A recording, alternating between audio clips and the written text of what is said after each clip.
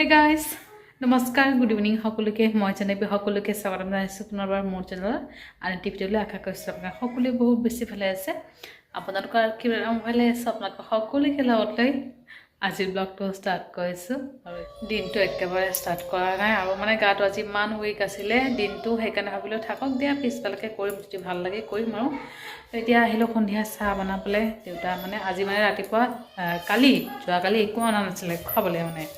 ৰাতি ৰুটি বনাইছিলে যে মোৰ কাৰণে মায়ে ৰুটি কেইটামান ৰৈ গৈছে সেই মা মই চাহ খালোঁ ৰাতিপুৱা আৰু এতিয়া মানে দেউতা গৈছে দোকান মা গৈছে কিবা এটা পঠিয়াবলৈ মিঠাই পঠিয়াইছে আৰু চিঙৰা পঠিয়াইছে আৰু তিনিটা চিঙৰা আৰু মিঠাও তিনিটা মানুহ আছোঁ দুজনী দাদা আনি থৈ গৈছে দাদা নাখায় বাৰু দাদা আকৌ ৰাতি ৰিচেপশ্যন পাৰ্টি আছে যাব আমিয়ে দেউতা মা মই আমিয়ে খাম ৰাতি দুপৰীয়া মায়ে বনাইছিলে মই মানে চব ৰেডি কৰিছোঁ মই মানে বনাম বুলি ভাবিছোঁ গাটো ইমান দুৰ্বল লাগিছে মানে শক্তি পোৱা নাই মাত উলিওৱা নাই আজি কিয় হৈছে তখন গাখীৰ গৰম কৰি দুপৰীয়া এটা খালোঁ বিস্কুটৰ লগত মিলাই খালোঁ খাই মেলি তাৰপিছত মানে চব চব্জি কাটি মেলি দিলোঁ আৰু কচুৰ লগত মাছ বনাইছে আৰু লাই শাক ভাজি কৰিছে দালিখিনি ভাত আৰু মই বনাইছোঁ আৰু বাকী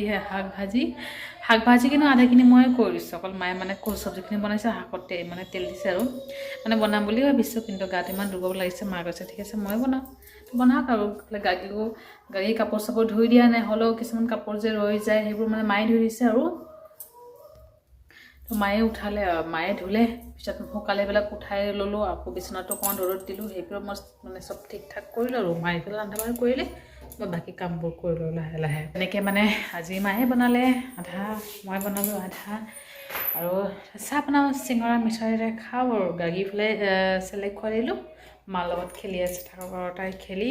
দাদা আহিছিলে দাদাক দেখা পাব পূৰা চিঞৰ দাদাৰ ওচৰত যাব আৰু তাই দাদা গৈছে এতিয়া দোকান গৈছে আকৌ আহিব আহি ৰেডি হৈ যাব আৰু বিয়া যদি দেৰি আছে 9টা 9:30 যাব আৰু লাহেকৈ একেবাৰে এতিয়াতো একো নাখায় তো যি নহওক আজি ভিডিঅ'টো এনেকৈ ষ্টাৰ্ট কৰিছোঁ চাৰে বাহিৰলৈকে দিনটো কি হয় কিনে দেখুৱাব চেষ্টা কৰিম আৰু মই যে আচাৰ বনাইছিলোঁ আমাৰ ঘৰৰ জলফাইখিনি মই ভাবিছিলোঁ থাকিব কিন্তু ঘৰত আহি চাওঁ জলফাই নাই আৰু সেয়াই এইকেইটাই বনাইছোঁ একদম প্লাষ্টিকটো গুচাই দিছোঁ টেমাৰ এয়া মোৰ কাৰণে ধুনীয়াকৈ হৈ যাব দেই আৰু কেইটামান জলফাই বাচি গৈছে সেইখিনি মানে ঘৰতে আগতে মই ইয়াতে থৈছিলোঁ এইটো আজি খালী কৰি তাতে ঢালিছোঁ আৰু ইয়াতে কেইটামান দিম আৰু বাকী এটা পৰি আছে যে জলফাই সেইবোৰে মানে শুকাই আছোঁ তাৰপিছত একেবাৰে দিম আৰু একেবাৰে শুকাই লৈছোঁ আৰু ভাবিছোঁ একেবাৰে শুকাই দিওঁ এইবাৰী এনেই হ'লে এইটো কেঁচা কাটি মেলি অকণমান হালধি নিমখ সানি দিওঁ এইটো যেনেকৈ দিছোঁ আৰু তো কেতিয়াবা আছে বাৰু থাকিব যেনেকৈ বাৰু তেনেকৈ দিম আৰু মোৰ হ'লে খাব লাগে ভাই ইমান সোৱাদ চিষ্টেম নাই অকল টেঙা খাব লাগিব আৰু নিমখ খাব লাগিব সেয়ে আৰু জিৰা গুড়িও নালাগে হালধি গুড়িও নালাগে একো নালাগে নিমখ হ'লে হ'ল ভাত লগত অকণমান খাব পাৰিলে হ'ল সেয়ে আৰু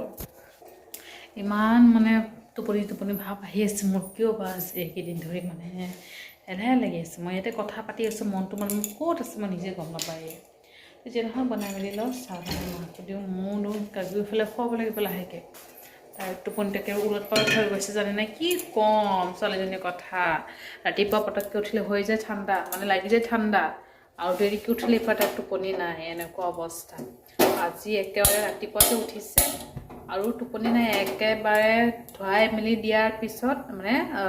11:30 পিছত শুইছে হ'লেও মানে অকণমান টাইম হৈছে আধা ঘণ্টা হোৱা নাই বাহিৰতে জোলনাটো পাতি দিছোঁ যিটো ৰ'দ পৰিছে ঠাণ্ডা ঘৰৰ ভিতৰত ইমান ঠাণ্ডা আমাৰ ৰুমতো বহুত ঠাণ্ডা সেইকাৰণে বাহিৰতে জোলনাত পাতি মানে ইয়াতে পাকঘৰৰ ওচৰতে আগতে যেনেকৈ দিছিলোঁ আমি তেনেকৈ তাই সৰু থকাত যেনেকৈ দিছিলোঁ তেনেকৈ আৰু ইয়াতে বাহিৰত জোলনা পাতি ইয়াতে খুৱাই দিছিলোঁ অলপ মানে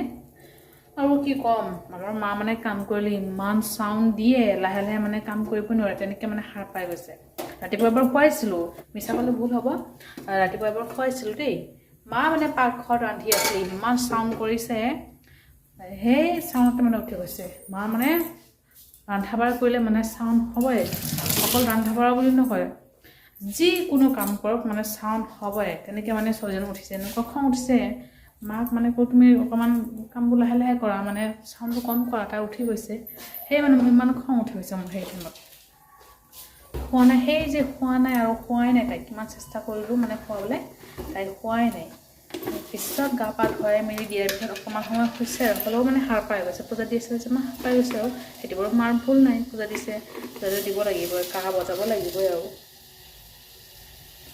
এতিয়া এই দুপৰীয়া ভাত আৰু তাৰপিছত দুপৰীয়া ভাত পানী খাই মেলি শুই আছিলোঁ আৰু একেলগতে, আৰু মইতো খোৱাই নাই আৰু তাই হৈছে,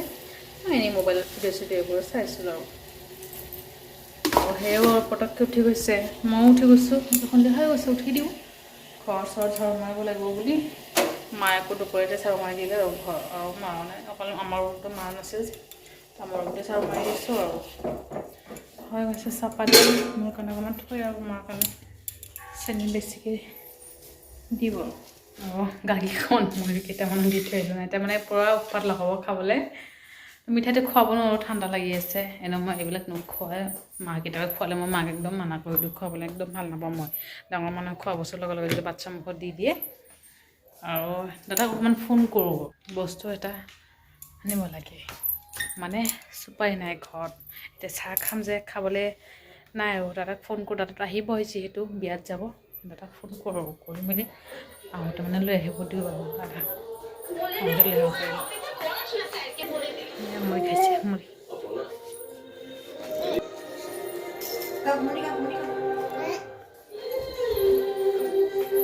খাইছে, লাইট অফ কৰি দিওঁ, অকণমান তাতে বহি বহি খাওঁ আৰু কেতিয়াবাই চাহ পানী খাই মেলিলোঁ, তাইক খুৱাম বুলি ভাবিছিলোঁ, মানে ইমান উৎপাত লগাইছে, খোৱা নাই। দাদা আহিলে ঘৰত, মানে বিয়াত যাবলৈ ওলাইছে, দাদা কোচত উঠিলে আৰু মানে নানামে, ইমান কান্দা আৰম্ভ কৰিলে, আমাৰ মতে আহিলোঁ, এতিয়া ভাবি খোৱা বাৰু তাইক ফিডিং কৰে খোৱা, লাহে লাহে 8:30 হৈছে, এতিয়া খোৱা, ৰাতি আকৌ ভাত বনাব লাগিব, অকল ভাত আমাৰ কাৰণে বনাম, অকল ভাত,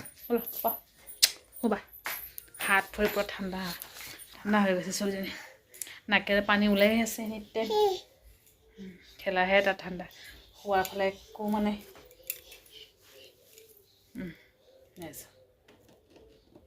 ক'ত ক'ত যাব আৰু এতিয়া একেবাৰে ৰাতিৰ কাৰণে দাদা বিয়াত গৈছে, দেউতা মা মই আমি অকণমানকৈ ভাত বনাই আছোঁ, দুপৰীয়া ভাত মানে অলপ আছে, অকল ভাত, চব্জিও আছে, দালি আছে, তাৰপিছত